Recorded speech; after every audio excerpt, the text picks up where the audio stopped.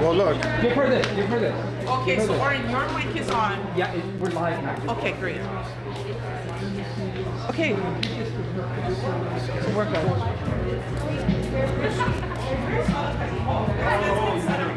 Okay. You say stuff and you just imagine what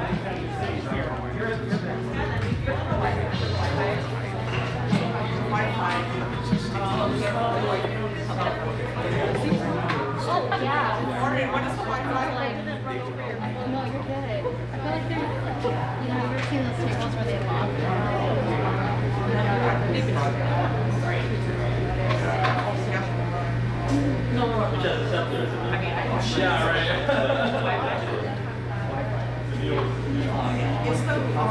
the volume okay from Orin? No, it was mine. It's right there all the way. We were Yeah, I don't get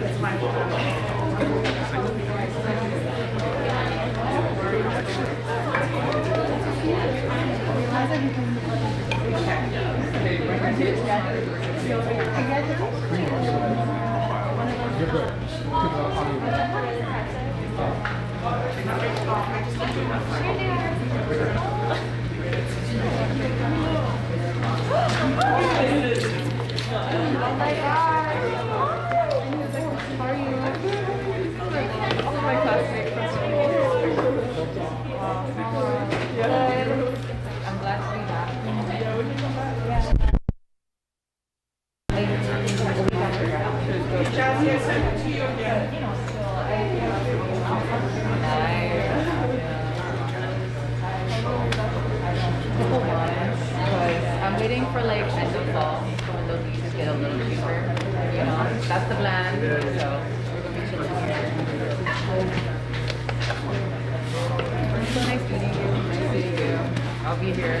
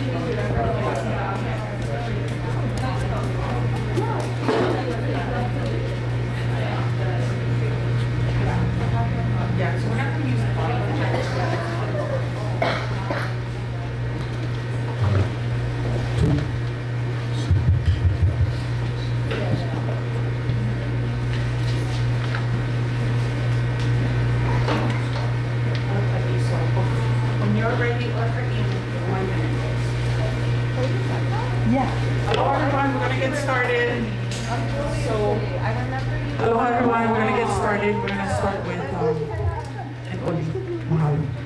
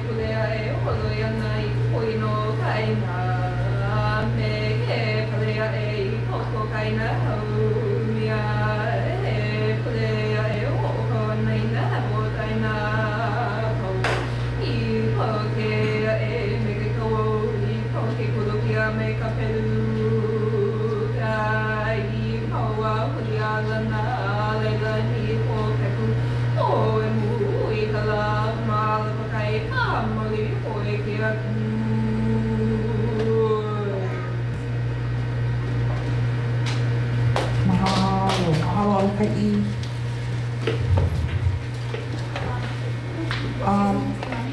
Yes. On you. Right here. Got it? Is that better? Okay. Mahalo alaka'i Kapanui for that beautiful oli, and welcome everyone to Demilitarizing Oceania. My name is Hilo and I'm a kia'iwai of Oahu. I was born and raised on this Mokupuni. I am indigenous Kanaka Maori. My family can trace their genealogy to time immemorial to this Wahi, to this place. I have a kuleana to protect all that is sacred, and the biggest threat right now we have collectively is the military. So we're here to talk about demilitarizing Oceania from Hawaii to Palestine, and have a discussion. This is a discussion that we're going to have. Okay. So just some housekeeping. We're going to be having some healers come. They're not here yet, but if anybody feels triggered at any time, please, tap my shoulder or tap alaka'i shoulder if you're feeling triggered at any time during this discussion. Mahalo. Restrooms are in the back corner, so you can. And we also have food outside, so this is a very relaxed setting. Please don't feel bad about standing up to go get food. There's drinks outside. Help yourself. And the agenda. So we're gonna start with our panelists, and then we're gonna go into a discussion. And at the very end, Īnana will be doing a special presentation for us, and we should finish by 8:30. Okay, so I want to just introduce the panelists here, and first of all, I want to mahalo all of you for taking the time out of your busy schedules to be here and to be part of this conversation. Alaka Kapanui, who opened this up with our oli, she is a kia'i o Mauna Wakea, of Pohakuloa, of Kaloko Loko I'a. She's a Hawai'i of Palestine and all sacred places. She's a founder of Huliau on the Wahi Kapu, Kona for Palestine, and a longtime member of Hui Aloha ʻāina. So that is Alaka'i Kapanui. Mahalo, mahalo Alaka'i.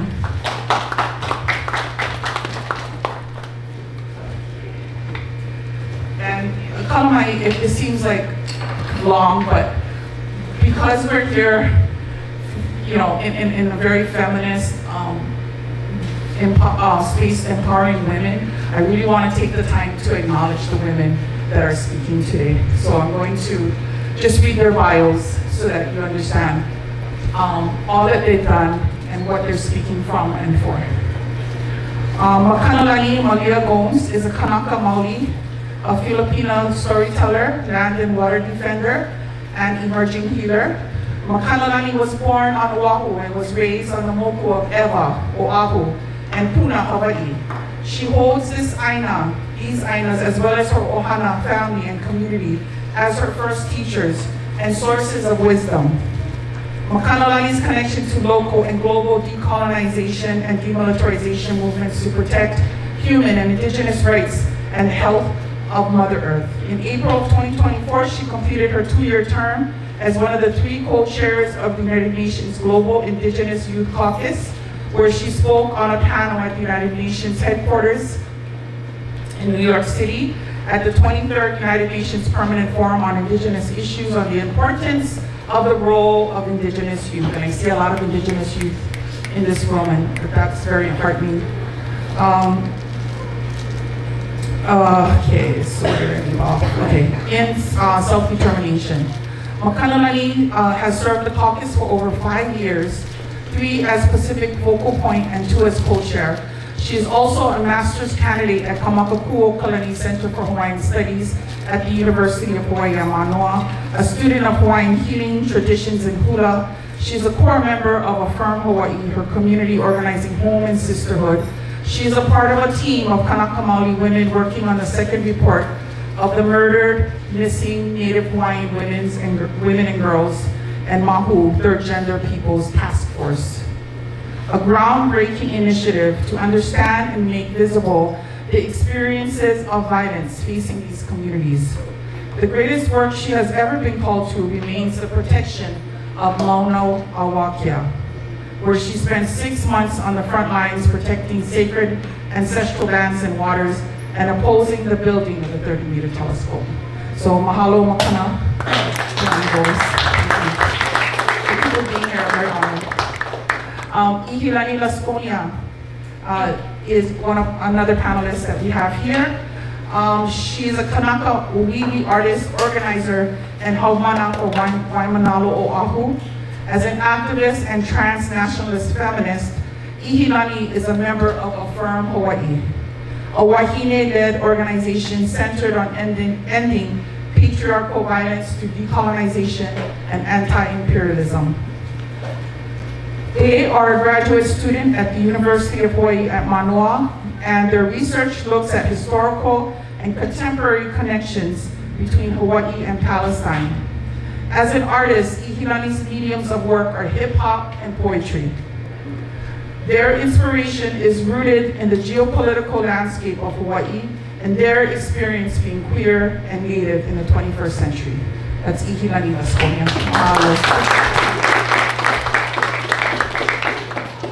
Our third panelist is Natalie Segovia.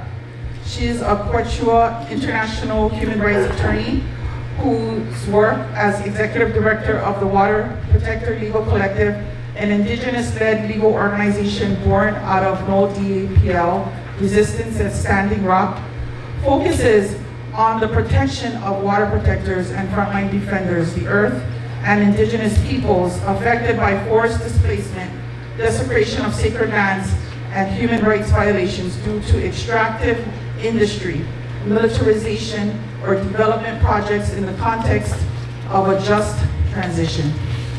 Over the past 20 years, Natalie's international work included human rights fieldwork documenting violations in rural, unseen areas in countries including Colombia, Peru, Bolivia, and Brazil, as well as presenting testimony and shadow reports at the United Nations. A frequent lecturer in law in 2022, she was named Developer Distinguished Public Interest Lecturer at Northeastern University School of Law and taught in defense of the sacred human rights, earth, justice, and the law. Natalie holds a law degree from Arizona State University and dual degrees in political science and Latin American studies from Columbia University. She currently serves on the scientific committee of the People's Academy of International Law on the board of directors for Indigenous Peoples' Rights International. Mahalo, thank you so much, Natalie, for being here. I will introduce our last panelist when she gets here. She's doing important work, that's for sure. She has been a leader in our community for over 30 years. So if she's not here by now, she's doing something important, she will be here. That's for sure. Okay, and then I did introduce myself. So I just wanted to acknowledge all of the work and everything that they are here representing and the work that they have done in the past. So we're going to get started. And I am the facilitator for tonight.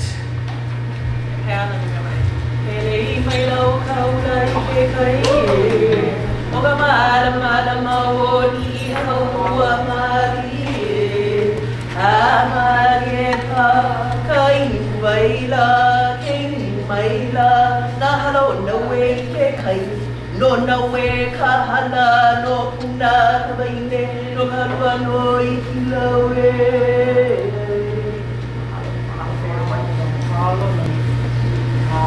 Mahalo so much. Okay, so we're gonna just open up with some background information, and we're gonna start with Makanalani, who has been working on the missing murdered Native Hawaiian women and girls and mahū report part 2, so that we kind of get a background about what this is about and how important it is right now to be focused on women's safety.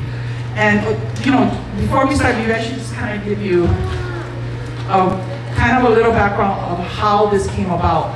So a group of us, women activists, organizers in the community, were concerned about women's safety during RIMPAC.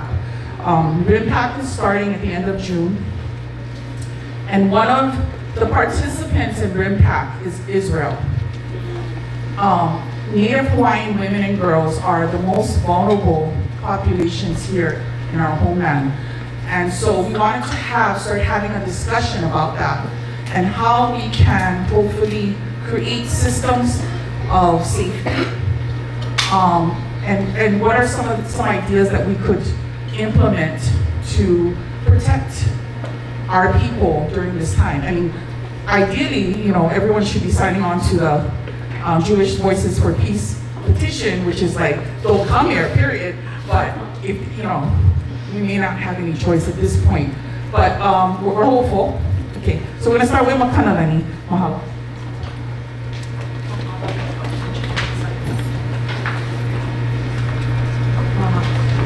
Mahalo, mahalo nui ya oko patakia po. Mahalo to our foremothers. Ilo homia hewahine. You know, to the multifaceted, mysterious, wondrous homia, Earth Mother. Pabahano Moku as I see all of our Indigenous and relatives across Oceania, the Great One and Nuya Kea. Mahalo for coming to all of our relatives, and especially to all of the people that I look around, both of my generation before us and those to come. Mahalo for being here, for being the warrior people that we were always called to be. And I look forward to no longer having to be warrior people, only when we have to be and not all. So, mahalo. I am the community organizer investigator on part 2, which is the quantitative, so what I like to say is the top story. So we get entrusted by our community to hold the stories of survivors, of families of the survivors, of really this, in Hawaiʻi, an epidemic, but really a pandemic across the honua, across the world, of murdered, missing women, girls, and our two-spirit, trans, third gender, mahū folks. And the principal investigator is Dr. Nikki Cristobal, who is from Kauai. And so bear with me if I'm a little nervous. I come from Waipio and Kona, very lot of water, lot of fire, a lot of water and energy going on in me. So I invite that if you're a little nervous or just a little activated, you know, to take a deep breath anytime you see me breathing through this report, because this is the first time I'm actually presenting on the qualitative part of it. And numbers aren't really my thing. I'm not a math girl. My math doesn't really know math all the time. With that being said, we can go to the next slide. So, you know, we wanted to recognize the generations, and as I said, that came before us, and all of the indigenous ancestral knowledge and systems that we hope to activate and really lean into in this, and to know that there are systems beyond the world that we are living in that will guide us. And so what we commit to is those indigenous ancestral knowledge systems and those values of our Kanaka. We're all Kanaka on the report, so we have a survivor, myself as a community organizer, and then Dr. Nikki Cristobal.